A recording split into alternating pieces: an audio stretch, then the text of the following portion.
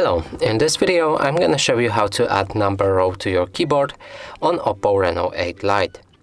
So let's open our text messages, because here we can see our keyboard, and as you can see there's no numbers right here. So in order to change that, we'll need to open our settings, scroll all the way down and find system settings. Now move to the keyboard and input method. Here select current keyboard. For me it's a Gboard, so make sure you have that one, or because this setting might not be available for any other. So now let's go for available keyboards. Click on multi-language typing right here, go for preferences and enable number row. Now if we go back to the messages, we can see numbers right here, and we don't need to go to the number section in order to write them.